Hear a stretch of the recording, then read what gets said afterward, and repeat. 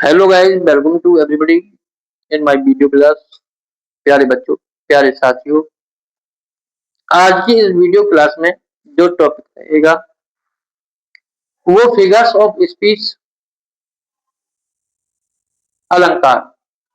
प्यारे बच्चों, figures of speech का जो क्वेश्चन है 10th क्लास या 12th क्लास हम एग्जाम जब करते हैं तो पोइट्री का जो एक्सट्रैक्ट आता है पैसेज, उसमें इक्का दुक्का कोई एक सा क्वेश्चन पूछ लिया जाता है कि इस एक्सट्रैक्ट में कौन सा फिगर ऑफ स्पीच दिया गया है या किस लाइन में कौन सा फिगर्स ऑफ स्पीच है, सेलेक्ट कीजिए, उसका नाम लिखिए। तो आज की क्लास में मैं आपको फिगर्स ऑफ स्पीच क्या होता है और ये कितने प्रकार के होते हैं हमारे सिलेबस में, और सिमिली और मेटाफर को मैं आज डिफाइन करूंगा। Figures of speech, there are 7 figures of speech in our courses intermediate classes. Simile को उपमा के नाम से जाना जाता है, मेटाफर रूपक के नाम से, पर्सोनिफिकेशन को मानवीयकरण, अपॉस्ट्रोफी को संबोधन के नाम से, हाइपरबोल को अतिशयोक्ति, ऑक्सोमोरोन को विरोधाभास कहा जाता है और ओनोमोटोपोइया को ध्वनि सूचक अलंकार। ये 7 फिगर्स ऑफ स्पीच होते हैं अलंकार, जिनको काव्य की शोभा बढ़ाने वाले तत्वों को अलंकार के नाम से जाना जाता है। Simile, metaphor, personification, apostrophe, hyperbole, oxymoron, onomatopoeia. सबसे पहला आता है सिमिली, जिसको हम उपमा उपमा के नाम से जानते हैं। A simile is a figure of speech in which a comparison is made between two objects of different kinds which have at least one common point. In this figure of speech, words of comparison as like or so are used. Simile को जानने के लिए भिन्न भिन्न दो प्रकार की वस्तुओं का होना, अलग अलग प्रकार की दो वस्तुओं का होना और दोनों वस्तुओं का कम से कम किसी एक बात में समानता का पाया जाना, और तुलना प्रकट करने के लिए एज, लाइक और सो, इन तीनों में से किसी एक का आना, वो अलंकार हमारा सिमिली होगा। जैसे she is lovely like a rose, she is lovely वह प्यारी है, लाइक में तरह, रोज गुलाब की तरह।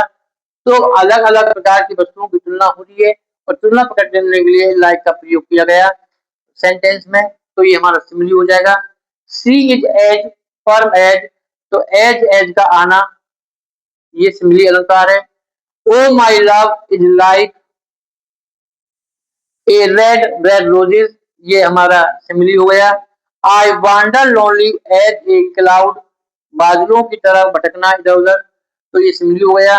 Life is like a dream, जीवन स्वप्न की तरह है, लाइक का प्रयोग हुआ तो जीवन को स्वप्न के समान माना गया है, तरह माना गया है, तो ये हमारा फिगर ऑफ स्पीच में सिमिली हो जाएगा। प्यारे बच्चों, दूसरा अलंकार मेटाफर।